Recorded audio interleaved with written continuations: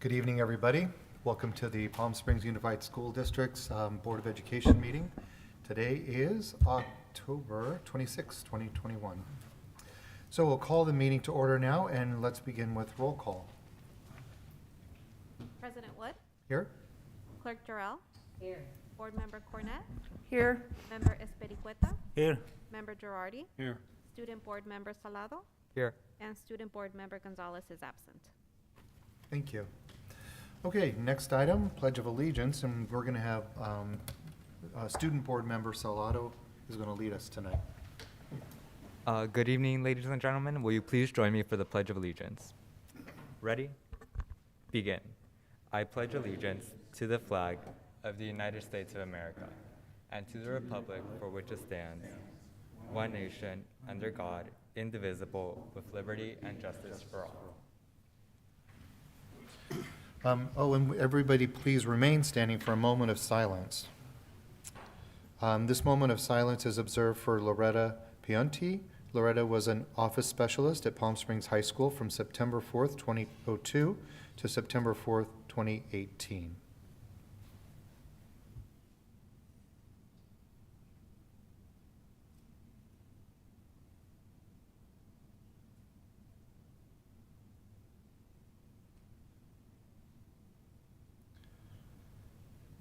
Thank you. We'll all be seated. Okay, next, Board Member Girardi is going to read our mission statement for us. Thank you. All members of the Palm Springs Unified School District are united to our commitment to equity. We create deep, meaningful learning opportunities, build professionalism, and engage parents and community to ensure success for all students. All students graduate with the skills, capacities, and confidence needed to succeed in a rapidly changing world. Thank you. Thank you. Next, item number 6, report of closed session items. Clerk Jarrell, are there any closed session actions to report? There are no items to report at this time. Thank you. And next is the approval of the agenda. Can I get a motion to approve the agenda as presented? Move for approval. Thank you. And a second? Second. Thank you. All those in favor? Aye. Aye. Motion passes. Next, student board member reports.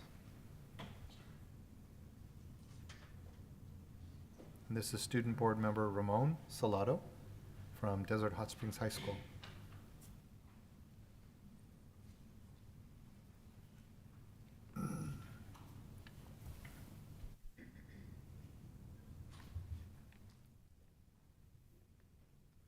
Good evening, ladies and gentlemen. My name is Ramon Salado. I'm the United Student Body Executive Board President at Desert Hot Springs High School, and I'm here representing my community at large of Desert Hot Springs. So without further ado, let's get started with my October update. Here is just some action items for today that we need to cover, everything ranging from social activism at DHS, what that looks like, things like dress code policy, our recently instated student advisory conferences, and also our affinity group recognition. In addition, all of our senior events ranging from senior sunrise to senior nights to our senior meeting. Then our themed football games, which includes our pink out and our Latino night. All of our homecoming week information from float building to spirit week games and also our dance. And then finally, our DHS HS online, our virtual student store, and also all of our social media and what goes into that. So let's get started. Our first action item here is our student dress code policy. So we kind of started off the year with a bang in terms of what social activism looks. Our students were really passionate about this issue at our school, and therefore, in the first couple of weeks, they really mobilized themselves to collectively advocate for their own causes. And they did this through meetings with administrators and also posters and other means of communication to really get their message out there. And as a result, we had updates to our DHS-HS student/parent handbook. And these are changes which we hope to continue to align with all our different policies, which go hand in hand with the needs and the demands of our students. In addition, we've been having frequent student advisory conferences as something that we want to reinstate into DHS HS as a campus. Essentially, what these meetings are is an opportunity for students from different classes all over campus to get together and really get that one-on-one interaction with their peers to discuss issues which they find to be relevant and which they're concerned with as a result of everything going on within our community. So far, we've held one conference thus far, and we plan on having various more. Some issues which we have tackled have included our bathroom policy, safety, discipline, and cleanliness on our campus. In addition, I also want to take a moment to recognize all of our affinity groups and just different cultures and backgrounds which can be found at our high school. So this month has been Hispanic Heritage Month, so as a result, we've had the fortune of having a diverse staff at our campus who are representative of the demographics which are found at our school. So we're really fortunate to have a lot of Hispanic and Latino teachers who can connect one-on-one with our students in terms of recognizing their culture and things that they may be struggling with. In addition, we also recognize National Coming Out Day in celebration of all of our LGBTQIA+ students, staff, and faculty. Ooh. My bad. Now moving on to senior season. So this includes, again, senior sunrise, senior nights, and also our senior meeting. So we'll get started with some senior updates. Our seniors have purchased their senior jerseys, which is a annual tradition which our graduating class does. Essentially, it's a way for them to show their pride in not only our campus, but also in all their accomplishments across these 4 years. We've also had our senior meeting, which included our representatives from Jostens, where seniors got information ranging from cap and gowns to any other accessories to better prepare them for graduation and the graduation season. And then, of course, during Club Rush, we also promoted our class and all of our flow building information for homecoming and everything that we have planned for the future. I also want to take a moment to recognize our volleyball senior night. We've had the pleasure of having 4 girls who've really shown commitment to the sport. So we really were proud to recognize all of their accomplishments and achievements in terms of athletics and what they've been able to accomplish through this sport. Now on to our senior sunrise, as is an annual tradition for all of our students. We've had the fortune of also being able to reinstate our annual senior sunrise for our seniors, just to kick off the year and to really get them excited for all of our future events. So I have a little video here for everyone.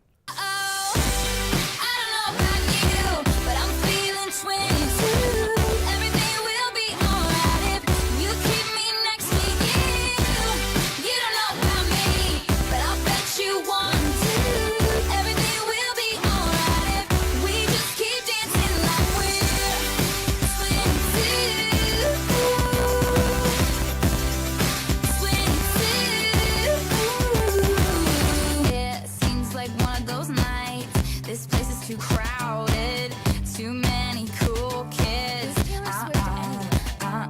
It seems like one of those nights we ditch the whole scene and end up dreaming instead of sleeping. Yeah, we're happy, free, confused, and lonely in the best way. It's miserable. I will quickly want to point out that no one was injured during the sack race. But I hope that kind of gives you a little taste of what we're doing here at DHS. Now moving on to our next little snippet in terms of senior events. In the same vein that we had our senior night for our volleyball girls, we also had it for our senior tennis girls, and we're really appreciative of all their hard work throughout the season. Now moving on to our theme football games, I specifically wanted to highlight our Pink Out and our Latino night games, as I felt they really encapsulated what Spirit at DHS is. So we'll start with our Pink Out game, which was on October 1st, 2021. And again, I have a couple of videos to show everyone. We have one for our lunchtime activity and one for the game itself. So I'll start with our lunchtime activity.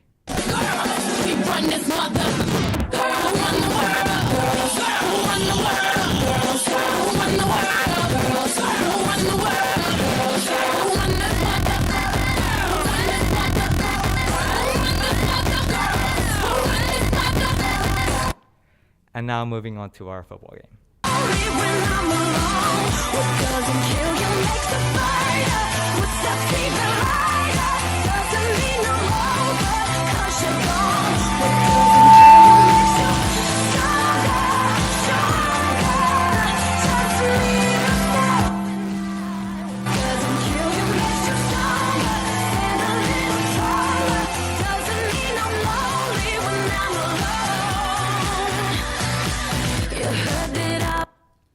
So that's pretty much it for our pink out. We are really fortunate to have the opportunity to take it as a way to recognize all of our women on campus, all of our young student leaders, and also our current leaders in terms of staff, faculty, and again, our teachers in specific. So that was a really special moment that we got to share with them.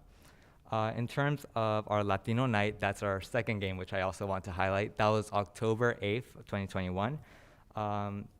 So same thing, I have a little video for our lunchtime activity and also for our football game. So we'll start with the lunchtime activity.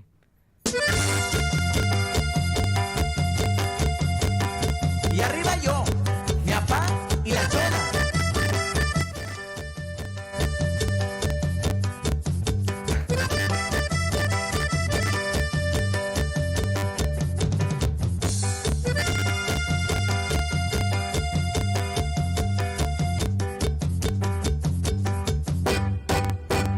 Contaré la historia de una famosa persona. Todos la conocen con el apodo de Chona. Todos la conocen con el apodo de Chona. Su marido dice ya no. And now for our football game. Si por mí te lo pongo, de septiembre hasta agosto. A mis rincones, lo que digan tu amiga, ya yo me enteré. Se nota cuando me ve, ahí donde no has llegado, sabes que yo te llevaré. Dime qué quieres beber, es que tú eres mi bebé. Y de nosotros, ¿quién va a hablar si no nos dejamos ver? Mami, me tienes buscado, sí, si fuera la Uru. And that's pretty much it. So as you can see, Latino Night is one of our biggest events of the year, given that we do have over 75% of our students identifying as Latino or Hispanic in some sort of background. So we really want to take that night as an opportunity to recognize all their accomplishments, achievements, and just the history that goes behind what Latinos represent in the United States of America. Now we'll move on to all of our homecoming information. So this is homecoming week. So last week we were at Float Building. Now we're currently having our Spirit Week. And then this Friday we're doing our halftime show. And then our Saturday is going to be our dance. So let's get started. Let's start with float building. So here's a little outline of our class float themes. Our freshmen got Ghostbusters, our sophomores got Hotel Transylvania, our juniors got Coco, and our seniors got Coraline. So overall, our theme for our our halftime show is a spooktacular sort of vibe, a little bit into the vintage element, but we really wanted to make the colors and the whole atmosphere pop with these different iconic movies which are associated with the October season. So here's just a little picture collage of our float building days, our students working hard on all their floats, from their backdrops to all their little props. Just a really good opportunity for them to engage with their peers and to build that sense of community. Now we'll move on to our Spirit Week. So currently we are in our Tuesday of our Spirit Week. So today was Flannel Day, and this little video kind of outlines the different days and what each day represents and what students are expected to wear. I wear this on Monday, wear this on Tuesday, wear this on Wednesday, wear this on Thursday, wear this on Friday, wear this on Saturday. So we have Monday through Saturday, and each one of those days goes in line with our theme, again with the October feels, the whole vibes of our dance, and just going into homecoming and just really celebrating that and bring that spirit to our campus. I also want to acknowledge that our homecoming halftime show is this Friday. We're playing up against Cat City High School. It will be held at our Golden Eagle Stadium starting at 6:30, and admission is $7 or free with our USB punch. In addition to our homecoming events and all of the things that go into that, we are also having our senior night for our football, for our band, and for our cheer that same evening. So it's going to be a great opportunity to recognize them and their accomplishments throughout these 4 years. And then for our homecoming dance, it's going to be held Saturday, October 30th, the day before Halloween, from 8 to 12 a.m. And students can purchase their tickets in the student store. They could purchase them starting October 12th. And it's going to be held behind our 500 and 600 wing. So this is going to be the first time that we've held a dance outdoors, and we're extremely excited to see how that's going to play out. Our theme, like I mentioned before, is a vintage spooktacular. Now moving on to DHS Online, our social media, and also our website. So throughout this entire process, we've garnered a large following on our Instagram page through posts, through giveaways, and through all of our different interactive sort of posts that we make for our students to feel as though they are getting the information they need regarding all of our different events across campus. In addition to our Instagram, we also have our website, which is found up there, as you can see. And there we also post all of our mission statements, our elected officers, and our merchandise so students can have easier accessibility in terms of purchasing anything that they may need for school or for Spirit. Then I also want to take a quick opportunity to plug in all of our class Instagram accounts. So we have our class of 2025, our class of 2024, 2023, and 2022. So each one of them has their own account in terms of updating their class on what they are working on and everything that they have going on around campus. And that's it for my report. So thank you so much for your time. I really am appreciative. And if you have any further questions, just feel free to contact me at that email. But thank you, and I appreciate your time.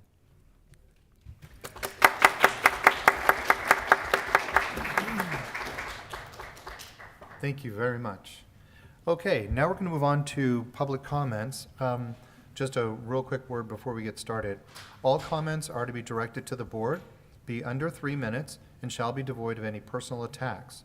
Members of the public are expected to maintain a professional, courteous decorum during public comments, and board members do not respond during public comments. I'd also like to add that later on when we do in-person comments, you need to have a card like this filled out if you'd like to speak. So if you don't have one yet, please get it filled out while we're doing the other email and telephone comments. Okay. So let's start with email comments. Clerk Jarrell, do we have any email comments? Thank you. The board did receive one email comment. Everyone had the chance to read it, and there are no other comments at this time. Thank you. And do we have any telephonic comments tonight? We do not have any telephonic comments tonight. Okay, thank you. All right, now for in-person, and we'll give a minute or two more for people to fill these out. But we'd like to start with Rocio Conde.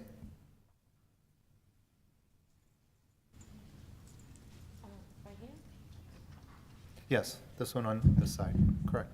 Thank you. Thank you. Well, thank you so much for allowing me this time. I'm going to be checking the clock right there. And, well, my comment is I feel so grateful, so grateful. I want to express my gratitude. The League of United Latin American Citizens are very grateful to our governor for signing the new bill, the new legislation that will require all school districts in our golden state of California to start implementing ethnic studies as a mandate to all high school students. I think that's a great opportunity for our school district, Palm Springs Unified School District, to take the lead and maybe start implementing these courses before. Because we're supposed to start implementing ethnic studies in 2025 to 26. School districts have to start implementing ethnic studies as an elective. So I think our school district could take the lead in that area, taking into consideration that we have a high population of Latino students, Hispanic students in our school district. And that is all my comments. So I feel so happy that we have that new legislation in our state of California. Thank you so much.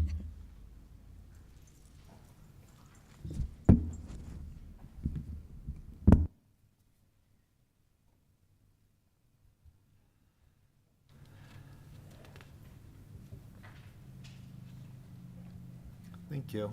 Thank you for the comments. Okay, next we have Veronica Moreno Nicholas.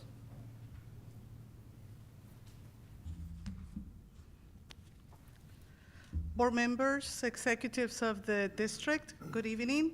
My name is Veronica Moreno Nicholas. I'm a faculty at the Desert Learning Academy, and I'm the treasurer for the Palm Springs Teachers Association. My comment is in regards to the first item that you have for the one of the board actions for the Safety Resource Officer Program. I was able to read some of the information prior to attending the meeting, and I was reading some of the requirements that you are asking for those positions, and I didn't see anything in regards to the resource officers to have some type of bilingual skills. And it doesn't have to be always with the Spanish, but I didn't see any of that. And considering the multi-ethnic communities that we have, it's not just the Spanish speaking, but we have other communities. And I wish they will consider that. And if not, I hope the district will be able to offer the tools for the resource officers to be able to interact effectively with the community, not just the students, but the parents too. That's my only comment. Thank you.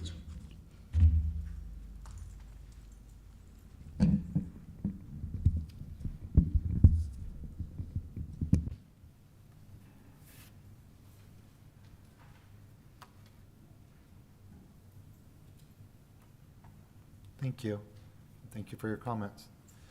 Okay, next tonight we have Rudy Villarreal from Cathedral City.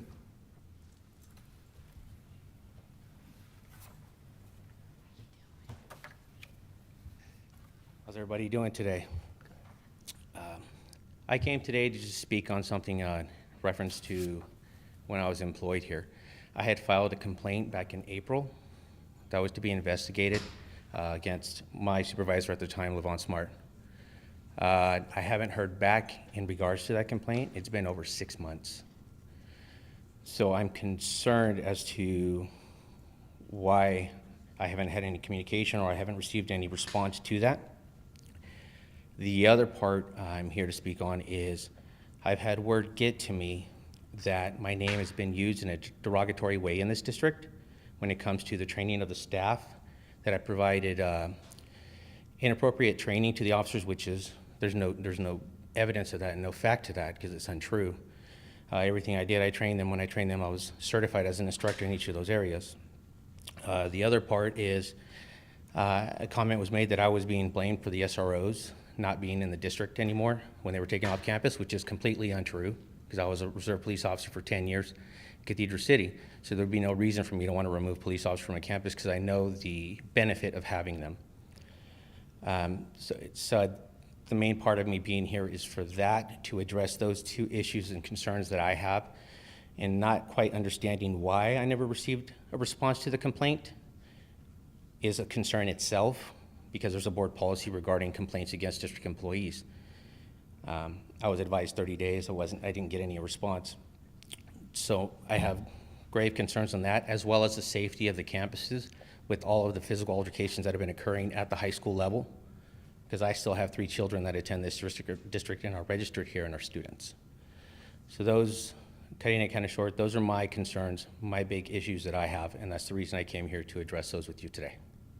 Thank you.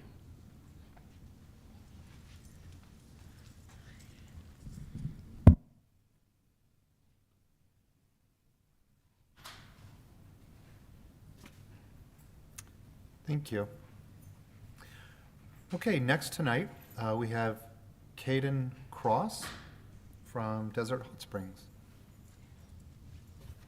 Hello. Hello. Hi. I'm a senior at Desert Hot Springs High School. I've come here to bring a particular issue to your attention. All restrooms on our campus, except one, have been closed for well over a month now, since September. This has been done under the guise of stopping fights and vandalism. This has not worked. It limits access to restrooms for students who have been doing nothing wrong. I've personally heard teachers complain about increased tardies as a result, and kids missing more class time than is necessary to use the restroom. And teachers have also felt as though it is necessary to open staff bathrooms so students can use the restroom when they need. This is also in violation of the California Education Code, of which I've read all of, especially the safety and maintenance parts. Article 10 of the Ed Code states that every restroom shall at all times be maintained and cleaned regularly, must be fully operational and stocked at all times, and that the school shall keep all restrooms open during school hours when pupils are not in classes, and shall keep a sufficient number of classes open when sufficient number of restrooms open when pupils are in classes. While Ed Code allows the temporary closure of bathrooms as necessary for people's safety, this is excessive, and restrooms have been closed for well over a month now, and it impedes on mine and other students' abilities to use the restroom when needed and to focus on our education. The Ed Plumbing Code also requires one toilet per 30 female students and per 50 male students. We have 1,800 students, and on campus, and the only bathrooms open in the commons, we have only 6 and 5 toilets respectively, which is well under the Ed Code requirements. I would not bring this to your attention if I did not feel it was necessary in order to get something done and in order to have the restrooms open. This is an issue that has concerned me and our student body and deserves your attention. Thank you for your time.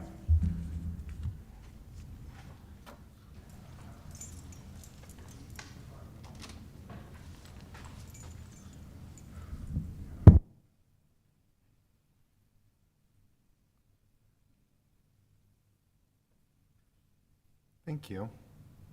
All right, next tonight we have Daniel Porras from Desert Hot Springs, please.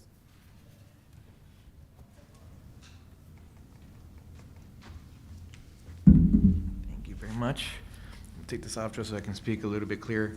Good evening, Board President, board members, and staff. My name is Danny Porras. I'm the Assistant City Manager for the City of Desert Hot Springs. I only have a couple comments. The first comment is that the City of Desert Hot Springs City Council unanimously approved the SRO agreement that is for your action tonight.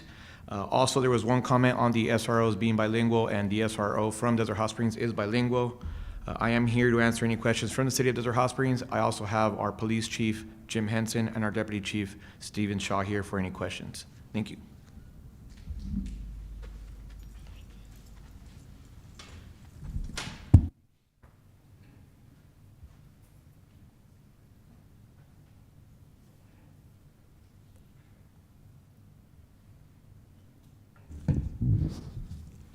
Thank you. Okay, and now we have, and I hope I pronounced this correctly, Quiet Harris? Sorry. Hi, good evening. I'm not a good speaker, so I'm real shy, but okay, I had to let you guys know. My daughter goes to Palm Springs High School, and I wanted you guys to recognize Cindy, the counselor, and she helped me and my daughter, and I just want you guys to know that she did a real good job. Just to let you know, you guys chose the good counselor. She's a real good person to help you and very concerned. I just want to let you guys know that. Thank you.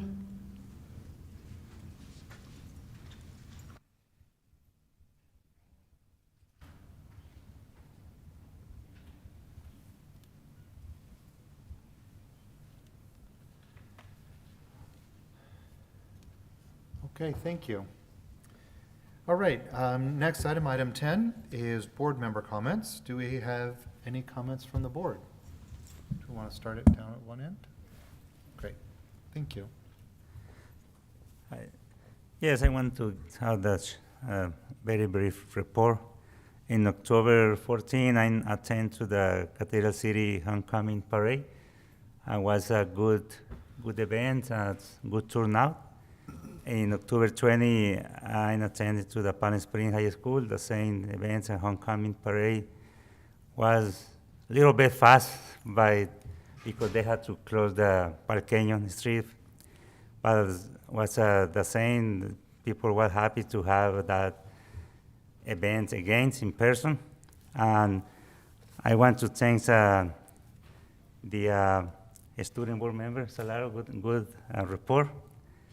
And I thank you, the whole community members, parents, and school district employees for the comments. And is good for us. More people is expressing their point of view, their concerns, and we take those comments seriously, and thank you for that.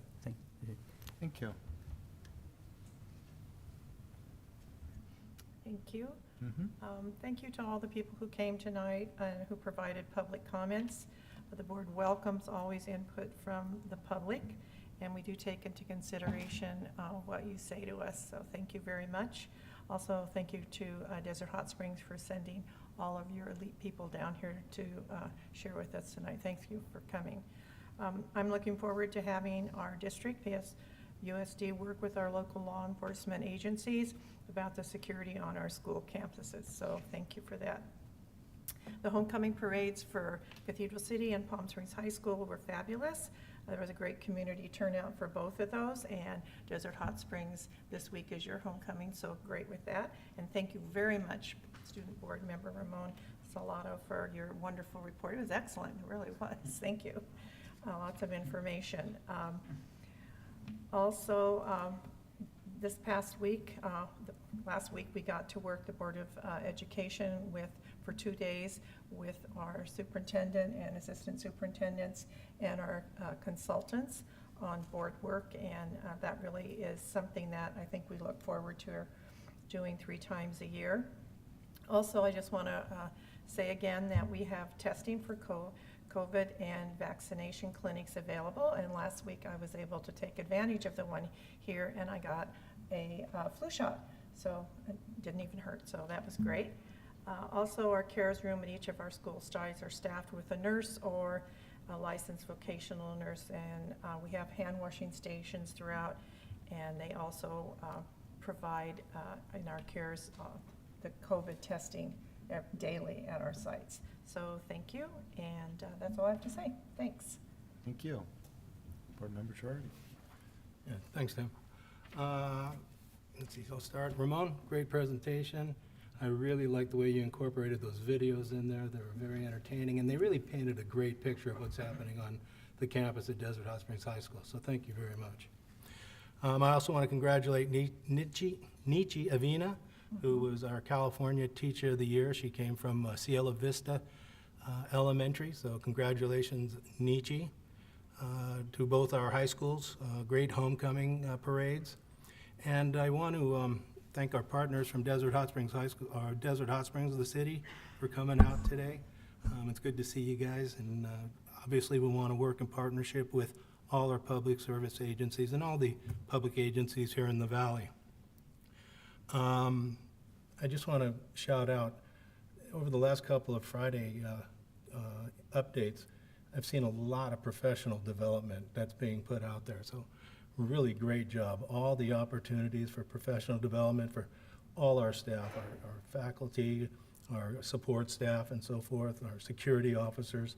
I mean, just a tremendous amount. So I wanted you guys to know it's noticeable. And finally, I just want to say thank you, Counselor Cindy at Palm Springs High School. Thank you. Good job. Board Clerk Terrell. Okay.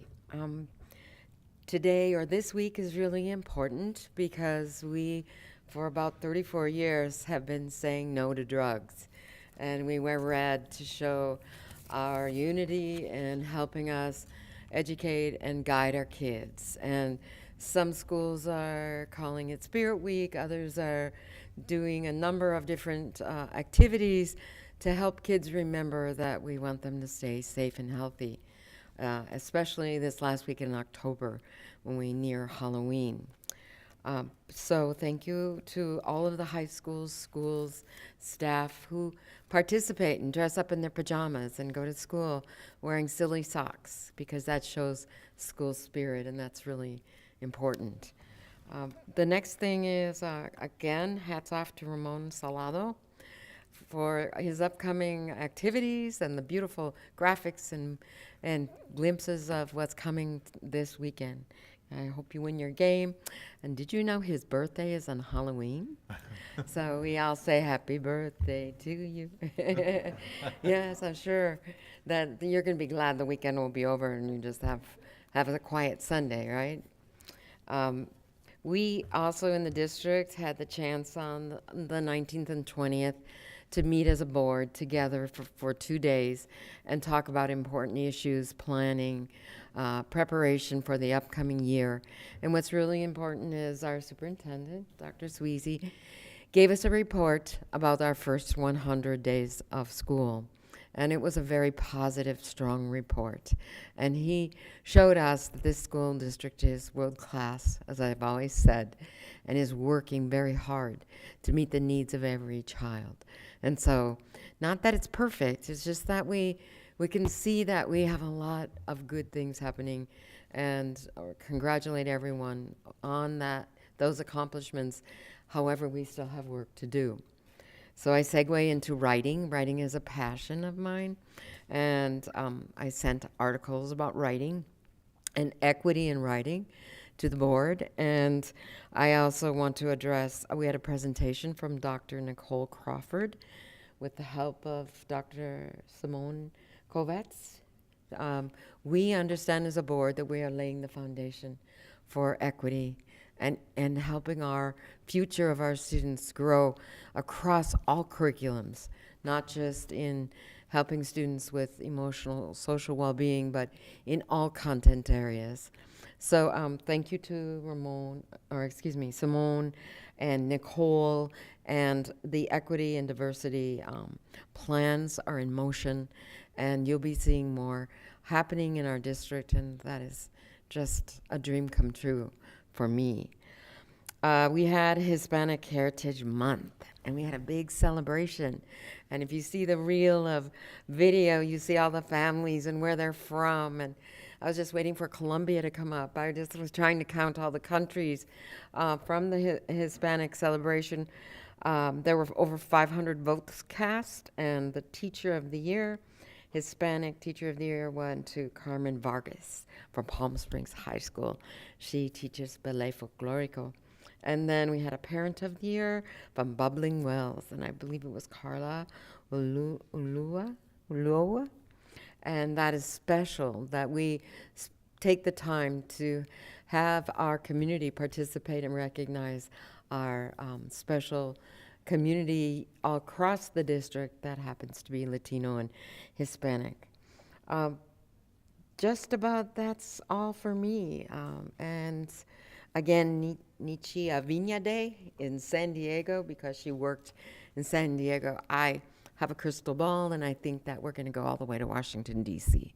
I'm just keeping my fingers crossed that our California state educator is going to be highlighted soon in the national news. So thank you. Thank you. I just have a couple of things. So some of you may or may not know that the board goes out actually fairly often and does these little talks with different community groups, whether they're the Rotary clubs or Kiwanis or retired teachers or whomever it may be.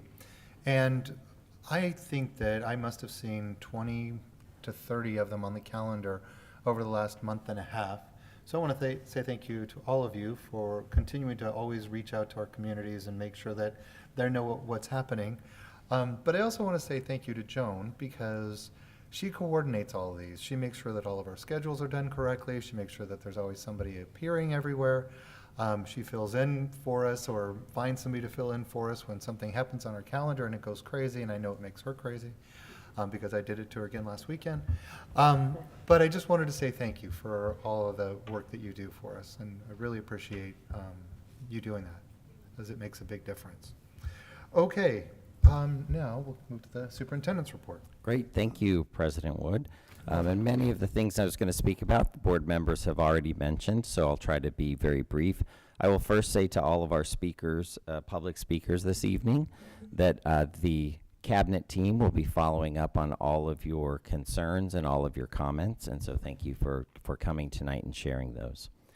Before I start with what I usually do, which is the public health update, the one thing I think that is way more important than a public health update is also echoing what the board has already said about Ramon's presentation tonight.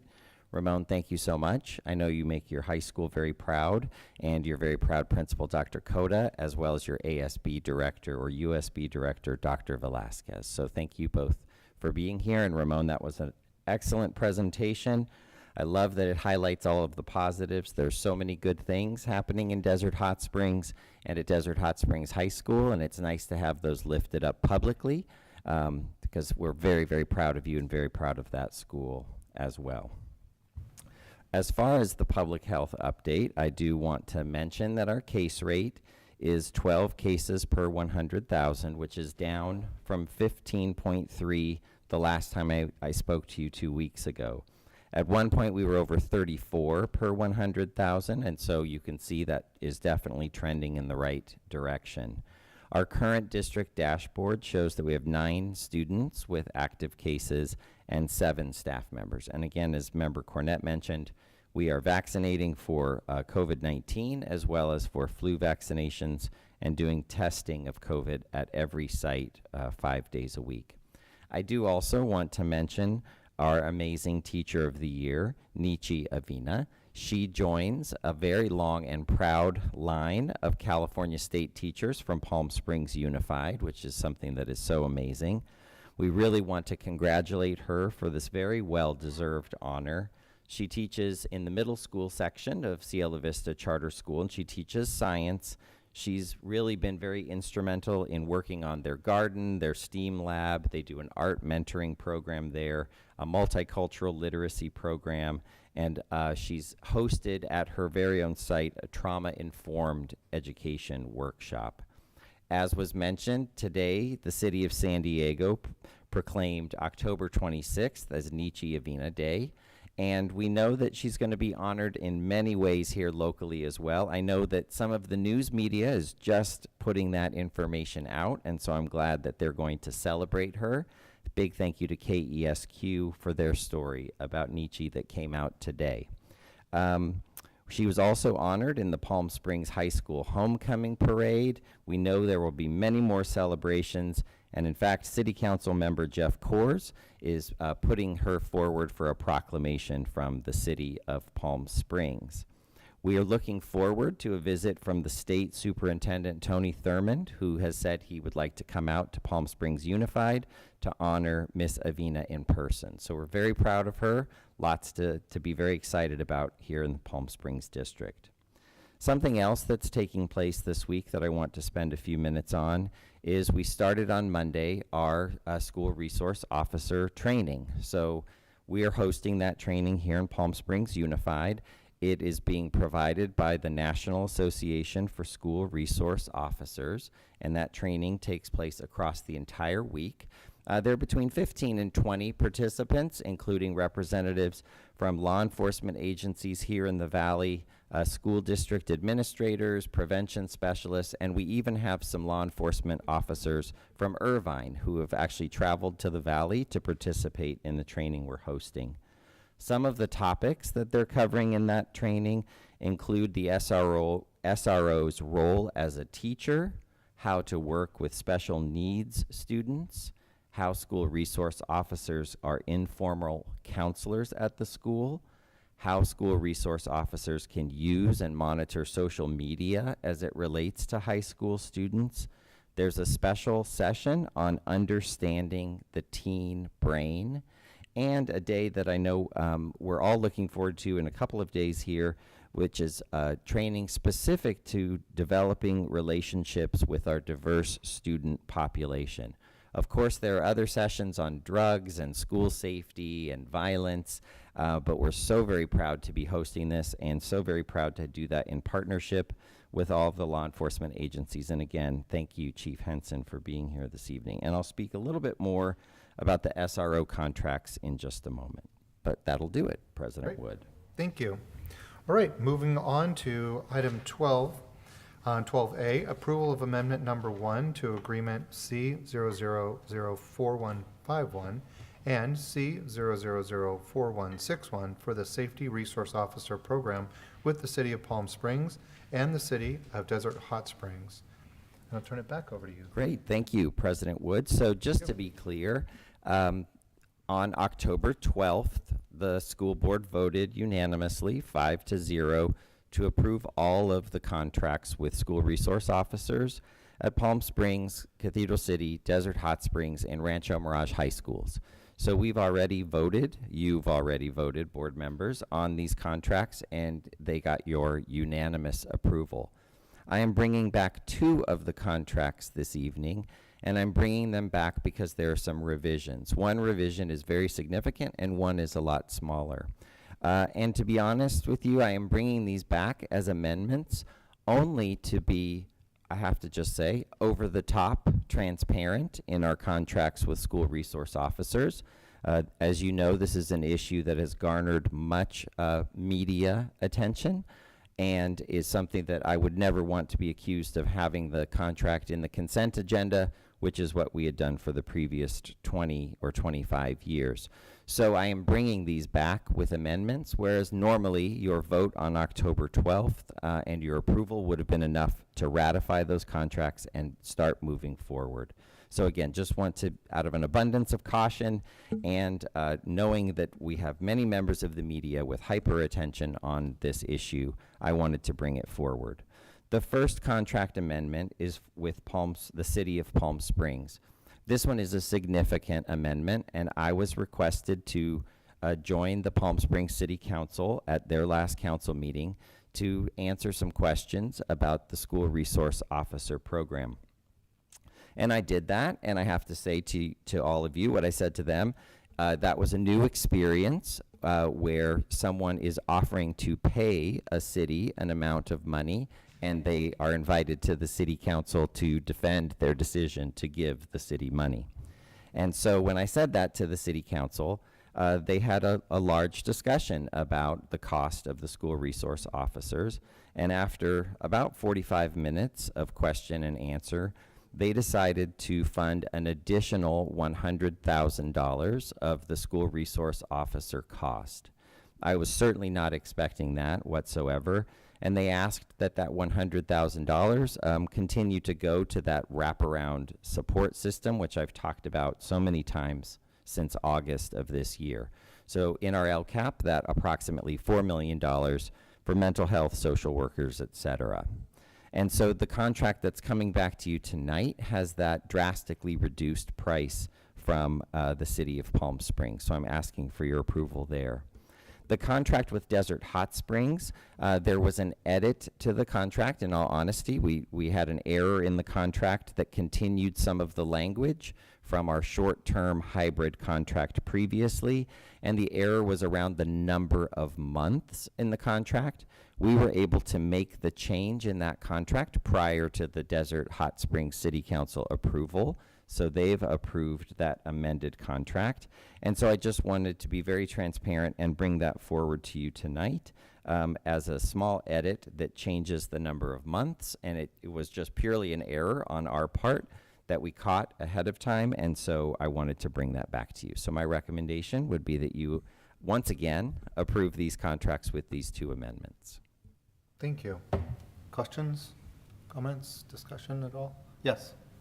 Yes, I had the comments that's coming from the public comments and about to have bilingual SROs.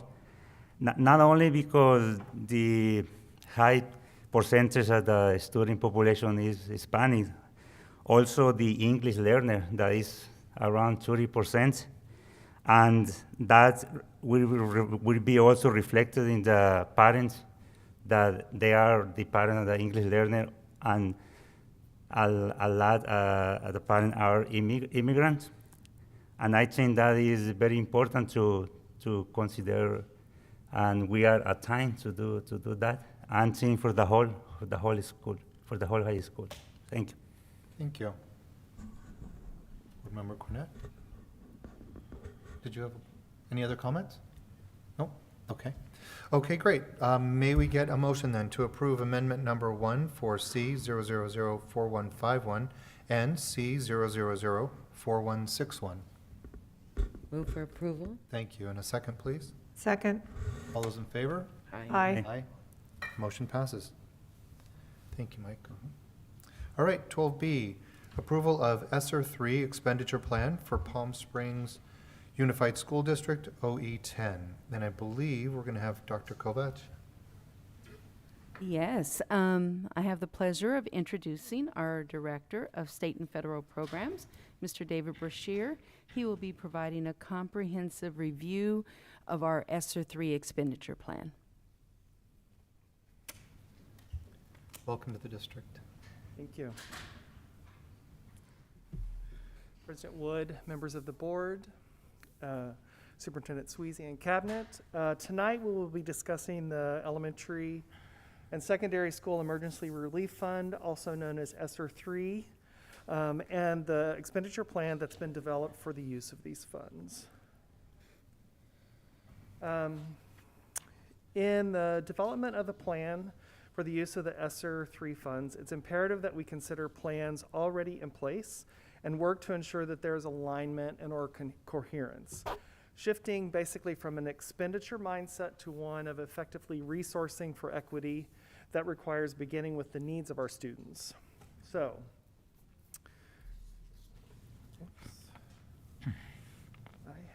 hang on a second. It's not going in the right direction. Here we go. So just to set the context for you, the Elementary and Secondary School Emergency Relief Fund, also known as ESSER 3, is part of the American Rescue Plan Act. It's the third COVID-19 federal stimulus funding bill signed into law on in March of 2021 and is targeted to public local education agencies. These funds are apportioned through the California Department of Education. Our funding levels are based on the formula used to allocate Title I funds, and based on those numbers from the 2021 school year. To apply for these relief funds, the district submitted assigned program assurances on June 23rd of this year. An additional condition for receiving this funding is the maintenance of our COVID-19 safety plan that is reviewed and resubmitted every 6 months. Finally, aligned with our purpose this evening is the requirement to develop an expenditure plan within the guidelines established by the U.S. Department of Education to be submitted to our County Office of Education for approval. Just to note, this is the first time that a plan for expenditures has been required for any of the federal emergency relief funding. The funds come with one fiscal requirement, and that is that at least 20% of the funds received must be represented in interventions that directly impact students' social, emotional, and academic needs. Beyond that, as with the previously issued federal emergency funds, they may be used to ensure schools can continue to operate safely. As mentioned at the beginning, this is the first time with the receipt of federal emergency funds that a plan for expenditures is required. Now back to coherent planning, and I'll skip what I initially started with. So we start with learning more about what students need. We have data points, things that we gathered since the beginning of the school year, and obviously we also looked at what we already knew from plans and preparations last spring. We look at other plans to see how these needs are being met. We look at the theory of action for how we are addressing those needs.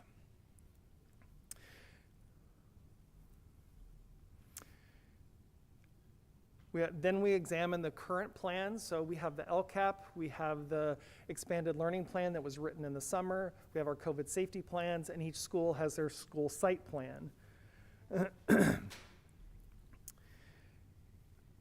So then we need to consider the new funding. We have to look at its purposes, its restrictions, and the allocation model, and consider how we can leverage the combination of this one-time funding with ongoing funding to effectively resource the services within that theory of action for improvement.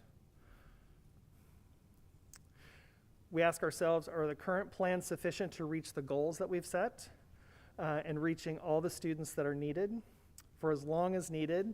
And are there unmet needs that can now be addressed now that we have additional funding? So based on guidance from the California Department of Education, the input that we received this past spring for the development of the 3-year LCAP, plus for the new expanded learning grant, were to be considered when formulating this plan. So as a reminder, that input, as you can see on the slide, there was an online survey available to all parents, staff, and to high school students. In addition, a thought exchange, which was an open-ended survey, was offered, which asked, what are the most important things to focus on as we continue our work to support students in this school year? During the spring of the year, then various advisory committees examined the past LCAP for progress on actions and services, and then each of those constituent groups were also asked to provide feedback on additional goals or strategies that they felt were important. And as much as possible, those things were included in the LCAP and the Expanded Learning Grant. At the start of this school year, when the district learned of ESSER 3, multiple opportunities were provided again for input on the development of this plan. The emphasis for stakeholder meetings in this case was placed on discussions focused around safe in-person learning, and then the analysis of programs, actions, and services that were thought best to allow the district to address the students' needs with an emphasis as outlined in the ESSER 3 guidelines around interventions. We wanted to make sure that we addressed all students, the needs of all students, and that we addressed opportunity gaps that may have existed prior to the pandemic that were exacerbated by the pandemic. Again, a survey was made available widely. Additionally, the various advisory committees were engaged in order to offer input. The parent ambassadors, which includes representatives from every school site in the district. The community advisory met on September 7th. The district advisory, which is staff, it's comprised of teachers, specialists, site administrators, members of the representatives from the local bargaining units, classified and certificated staff from the sites, and administrators. And then our district English Learner Advisory Committee initially met on September 14th, but because of the poor attendance, it was determined that they would meet again, and they did on the 28th, just to make sure we had adequate input. And a district representative held a meeting with staff from the Agua Caliente Band of Cahuilla Indian Tribe, as that was a requirement of the grant. So using the input from this broad set of constituents, the ESSER 3 funds are going to allow for some new services, but also to expand access to others, such as more students in a service, or increase staffing to implement a particular action, and in doing so, possibly for a longer period of time as well, based on the timeline for the expenditures of the funds. On the slides are abbreviated versions of the plan that you have in front of you. One area of the plan is to ensure continued safe in-person learning. And here we have 5 actions, all of which are new or not represented in other existing plans. Expenditures here use only about 34% of the ESSER 3 funding that we're receiving.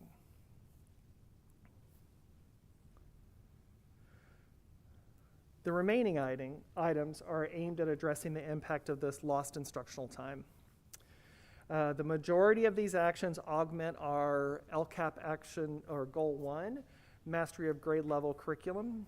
There's professional development in areas not previously identified, but based on the result of identified needs once we return to school. And additional staffing, equipment, and materials to support instructional initiatives. We are able to expand some services to assist high school students to get back on track, and for students with IEPs, along with expanding virtual learning opportunities, both as an alternative to in-person school and as a part of supplemental or extended day options. Actions have also been included to support LCAP Goals 2 and 3, funding to support our expanded efforts for parent and family engagement and education, additional staffing to expand social and emotional learning and behavior supports, and in particular that second item there with mental health support, being able to bring on additional staff. Additional staffing in support of Goal 3 for an emotionally and physically safe learning environment. This past May, the district submitted plans for our Expanded Learning Opportunities grants, and those funds actually expire in 2022, and there have already been some changes with that. But here you can see the ESSER funds will be used to extend that reach out for 2 additional years. The final 2 items that fall under this component are new. They are supporting students with continued enrollment and graduation at the high school level, and support for those students who've been excluded due to COVID, for either illness or exposure. So they can be at home and receive support, online support plus additional tutoring, etc. So in this section, again, where we were required to spend a minimum of 20%, we are allocating 65% of the funds. And we were permitted to identify any remaining funds, and very thoughtfully reserved about approximately 2% to push forward the board's goals for support with equity education.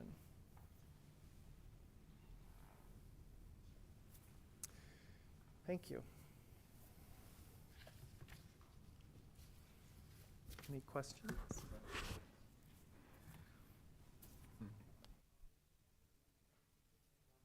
Thank you. For the district, is any of the money, if it's not spent or used, are we able to carry over any of it or use it for summer, but for the similar or same types of projects? So the actions and services that are here will be evaluated on an ongoing basis, and at particular benchmark points. Like if we're looking at a particular, like at academic achievement for one of the metrics, if it's not doing what we want it to do, we can reconsider what we've determined to use the funds for. At the end of the year, then decisions will be made about how to make adjustments as well in concert with those other plans. At this point, we have until 2024 to expend these dollars. I don't know if Dr. Murray has a crystal ball, if the feds will make any changes to that. We know that we're not going to see much leeway with state dollars, which this doesn't include, but basically because they're out of federal relief money. So I didn't really answer your question, I'm sorry.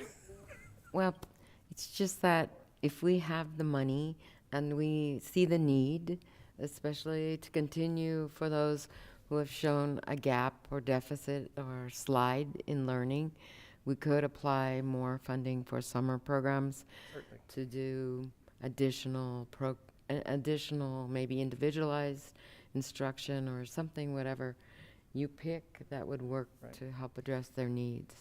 We've actually been working with fiscal services very closely to make sure we are expending that money that's going to expire first. And so if there is a possibility that some of this were to expire and we were able to use it in place of other general funds or LCAP funds that could be carried over, then we would. Thank you. Any other Mr. questions? Brashear? Okay. Then in that case, can I get a motion to approve 12B ESSER 3 expenditure plan for Palm Springs Unified School District? I'll move it. And a second, please. Second. Thank you. All those in favor? Aye. Aye. Motion passes. All right, 12C, approval of monitoring report governing policy operational expectations and personnel administration, OE4. And I believe Dr. Signoret. Thank you. Thank you, Mr. Wood. Appreciate that. I appreciate the opportunity to present to the board OE4 on personnel administration. This report is a summary of 2020-21 data relative to human resources. In addition to being on the agenda tonight, I have also provided a copy of the report to the board in the Friday report as well. So you do have it in detail. Therefore, I'm not going to go through every single section and every single piece of data this evening. Instead, I'm just going to highlight some of the more pertinent aspects of the report, but will, of course, gladly address any questions the board may have. With that said, I'd like to first address number 2. The superintendent will conduct thorough background inquiries and checks prior to hiring any paid personnel. This policy is intended to address thorough background checks for all new hires. This includes reference checks in addition to DOJ clearance. Unfortunately, as the board is aware, during the 2020-21 school year, there was an incident that failed to meet our district expectations regarding background inquiries. Since then, my staff has strengthened our processes with particular focus on transitions from substitute to probationary status. Additionally, we brought in our legal counsel from Atkinson, Andelson, Loya, Root, and Romo to provide our department with a 2-hour training on thorough hiring practices to further strengthen our systems.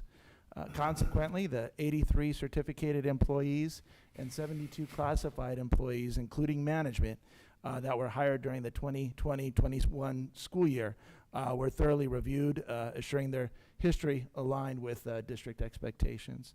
But nonetheless, based on that experience, we have rated ourselves in progress, or as in progress for this section, with the expectation that for the 21-22 school year, this will be in full compliance.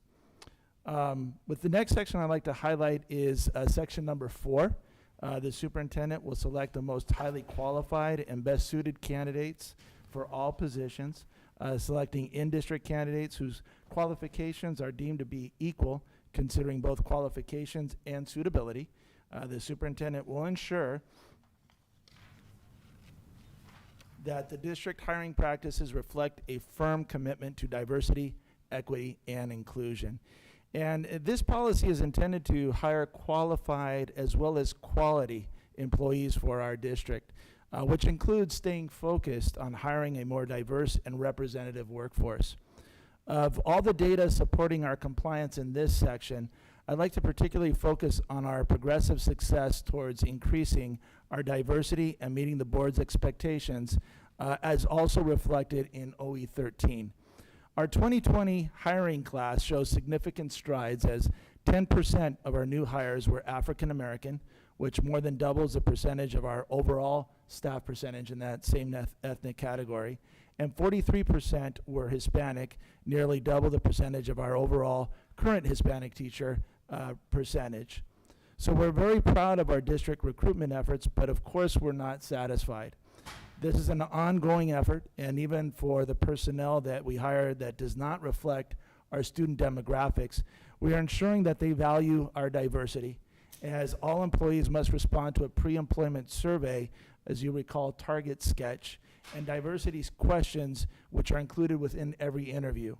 And the board may recall we did a presentation on this very same topic a few months back, or actually earlier in 2020.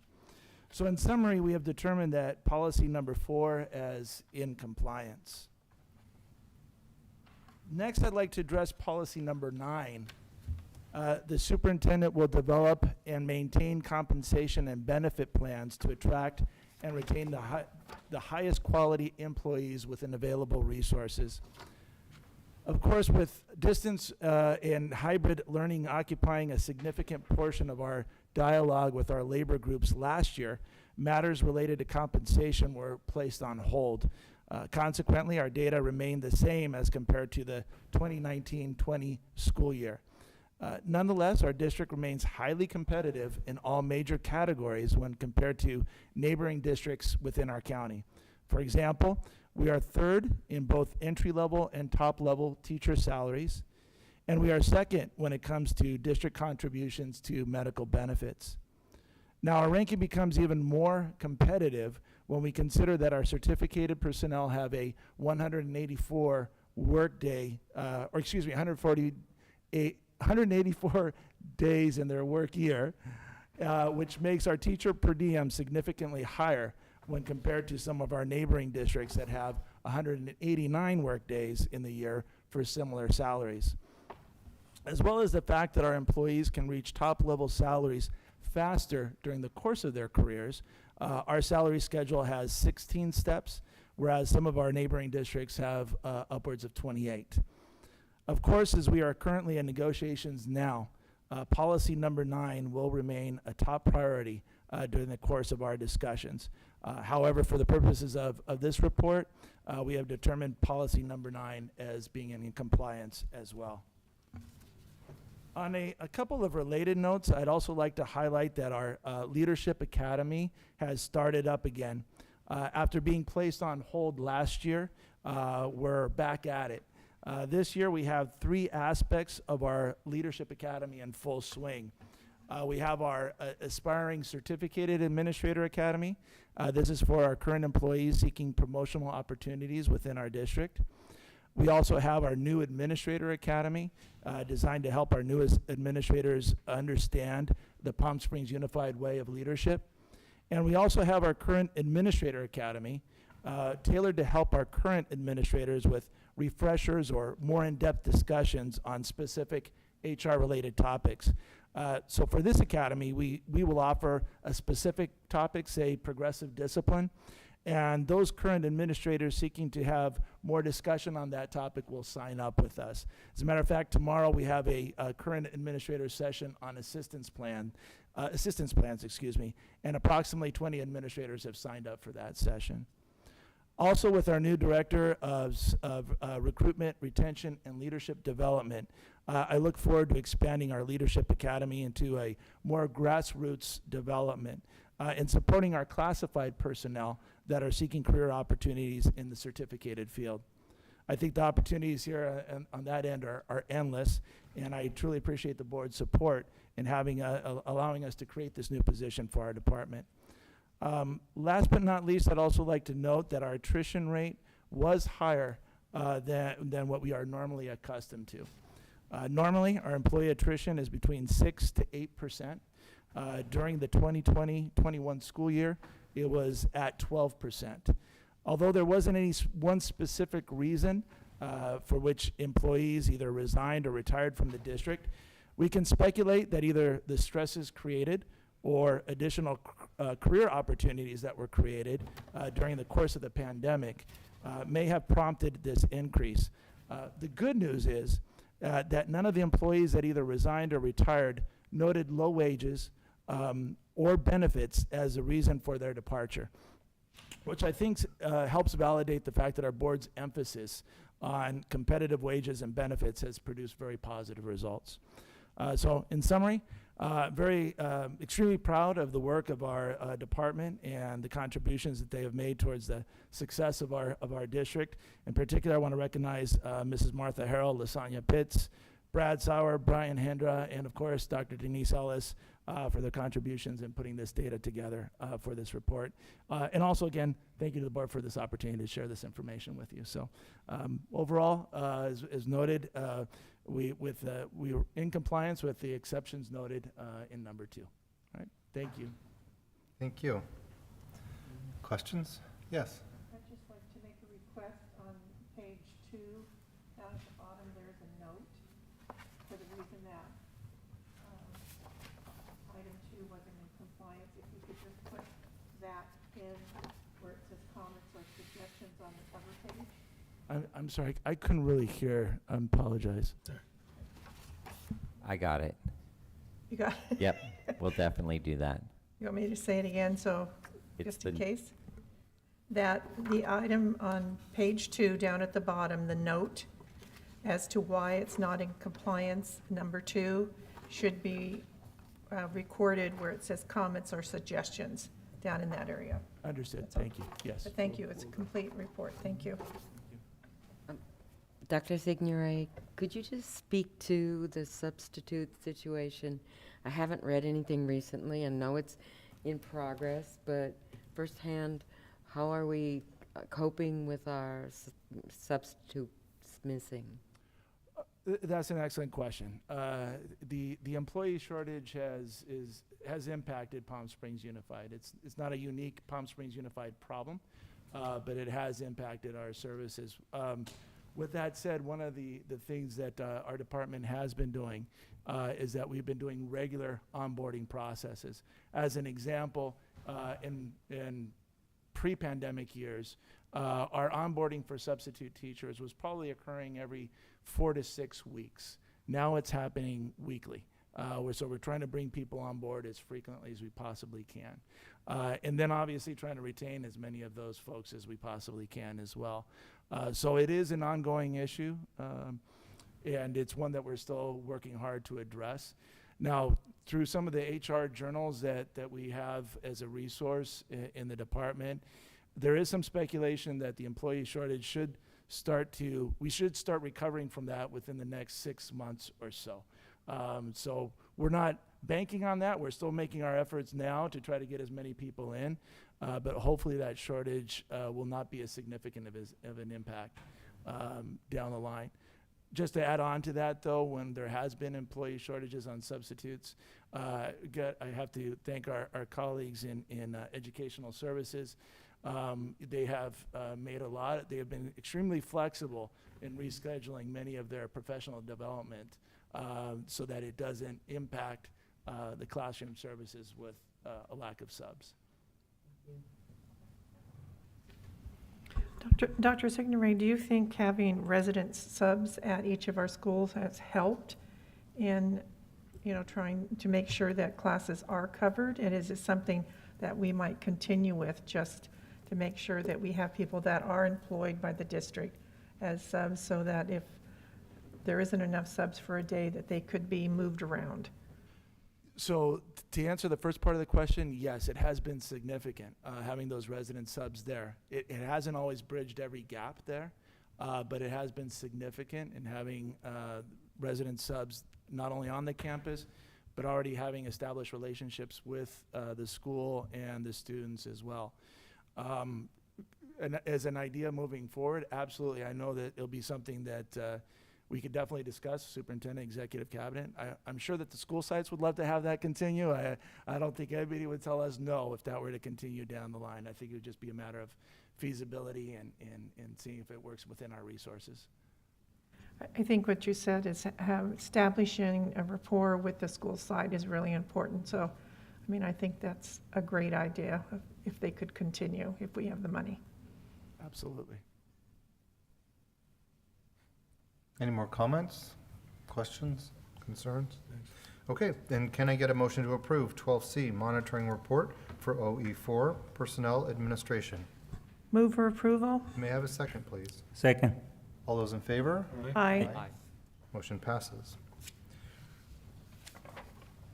All right. Item 12D, approval of monitoring report governing policy R2.1, academic achievement in core academic disciplines in English language arts, again R-2.1. And may I get a motion for this, please? I'll move that. Thank you. And a second? I'll second. Second. So, thank you. And all those in favor? Aye. Aye. Thank you. Motion passes. All right. For the next item, item 12, this is going to be for item 12E, 12G, and 12H. Approval of expulsion cases 2021-2022-008, 2021-2022-012, and 2021-2022-013.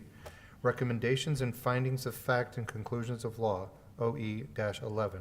May I get a motion to approve those three items, please? We're going to do 12F separately. Pardon me? We're going to do 12F separately. Oh, okay. So I'll move it. Thank you. In a second? Second. Thank you. All those in favor? Aye. Aye. Thank you. That takes care of those three. And now, 12F, approval of expulsion case 2021-2022-011 with school year expulsion, findings of fact and conclusions of law, OE-11. May I get a motion to approve that one, please? Motion to move. Yeah. Thank you. And a second? Second. Thank you. All those in favor? Aye. Aye. Thank you. That motion passes as well.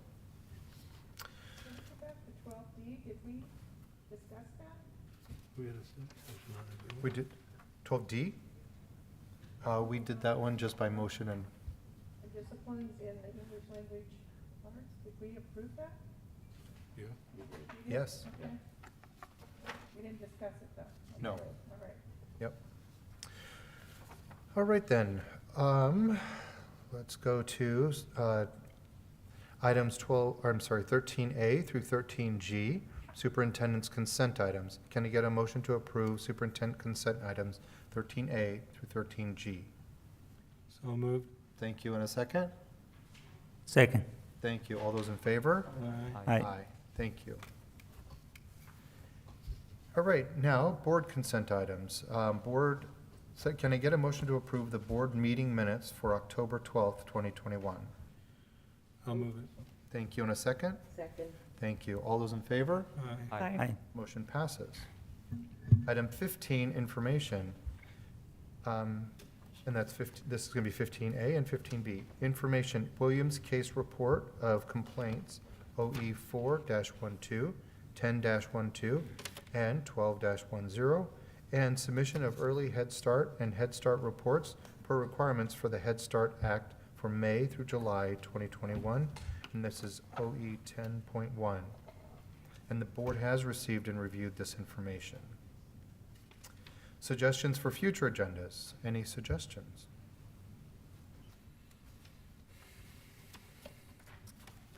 No? Okay. Item 17 then. Setting the next board meeting, regular board meeting on November 9th, 2021. Now debrief. What you got? Anything? No, thank you. Anyone? Anyone? Bueller? Bueller? Okay, finally, item 20, adjournment. Can I get a motion to adjourn, please? So moved. Thank you. And a second? Second. Thank you. All those in favor? Aye. Aye. Aye. Motion passes. We are adjourned. Thank you.